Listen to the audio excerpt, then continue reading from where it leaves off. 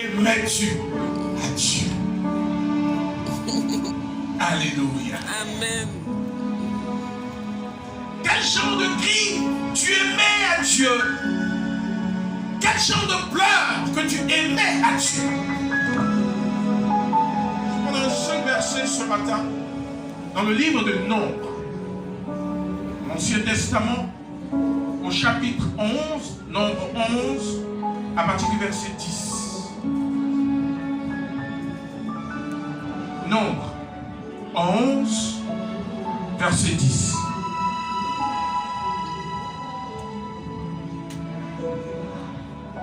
La Bible dit,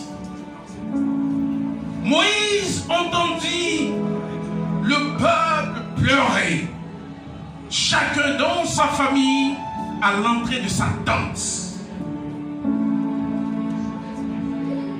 La colère de l'Éternel s'enflamma fortement. Moïse en fut attristé. Je voulais m'arrêter là. La Bible dit que Moïse entendit le peuple pleurer, chacun devant sa tente. Et je vous ai dit tout à l'heure, les deux types de cris, de pleurs que l'enfant aimait, qui touchent la mère et qui aiment également envie de pleurer. Et l'autre type de cri, de pleurs, qui amène effectivement la mère à dire, ah, prenez-la là-bas. Tu fatigues tous les gens. Bref, qui t'amène à t'enflammer. La Bible dit, le peuple est en train de pleurer. Et au lieu que Dieu également pleure avec ses enfants, la Bible dit que Dieu, lui, il était énervé. Dieu était énervé alors que les enfants pleuraient.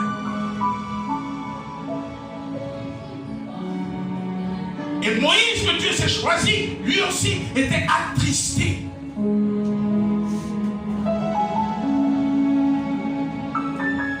Bien-aimé, ce matin, Dieu est en train de nous parler de quelque chose. Voici des gens que Dieu s'est choisis. Voici des gens que Dieu a fait sortir d'Égypte. Voici des personnes qui n'ont pas demandé à sortir, mais que Dieu lui-même, dans sa souveraineté, a dit, il était temps que je te sorte de là, que je sorte ce peuple de là.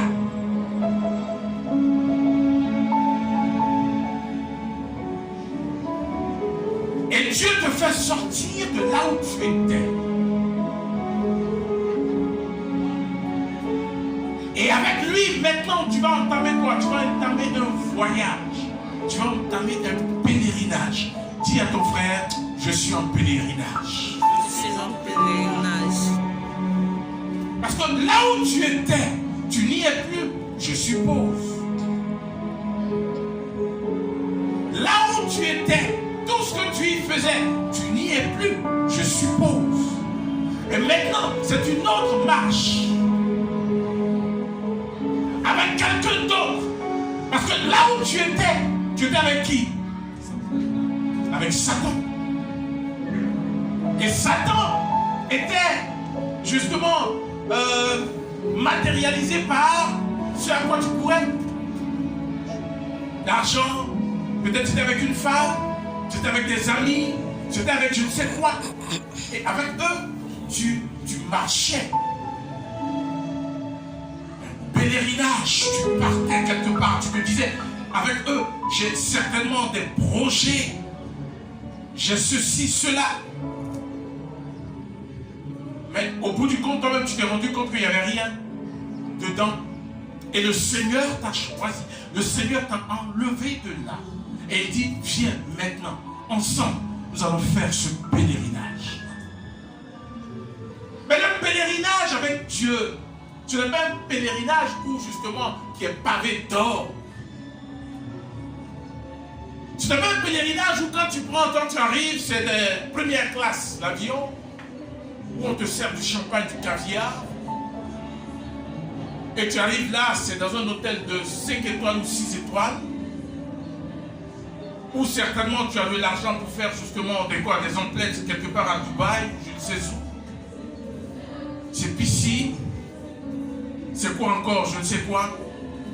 C'est une grosse cylindrée qu'on te donne et puis tu visites. Non, c'est pas ça le pèlerinage avec Dieu. Le pèlerinage avec Dieu est parsemé d'embûches. Le pèlerinage avec Dieu, c'est dans le désert.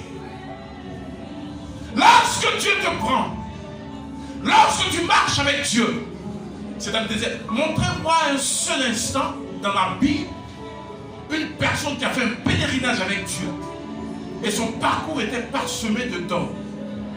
Il n'y en a pas. Il n'y en a pas. Si tu n'as pas compris ça, arrête de chercher. Dis à Dieu dès maintenant, lâche Amen. Je vais aller chercher justement quelqu'un qui va m'amener sur les routes qui sont chargées par Vidor. Non.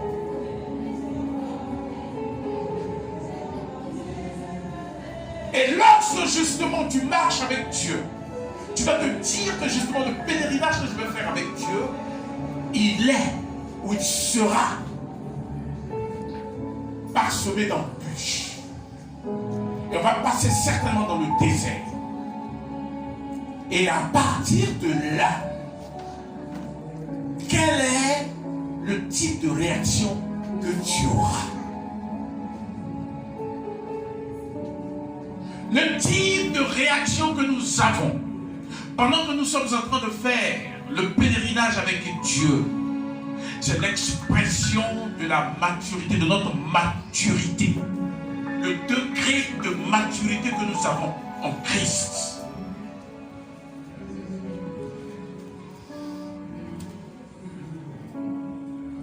Ou bien, je suis quelqu'un qui est mature, c'est-à-dire quelqu'un qui est mûr, ou bien, je ne suis pas quelqu'un qui est mûr.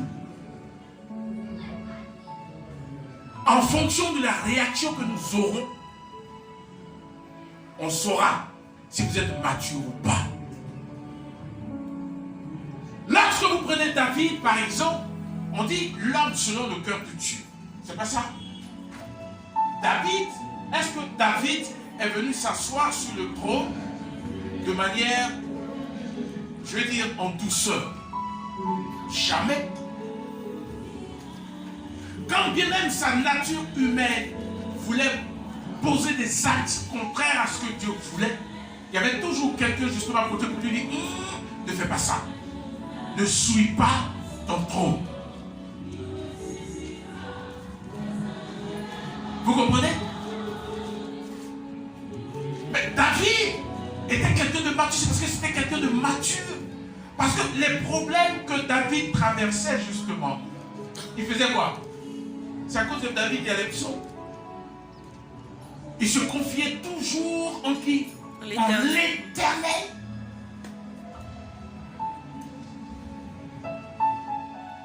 Mais nous avions ici un peuple qui n'était pas mature.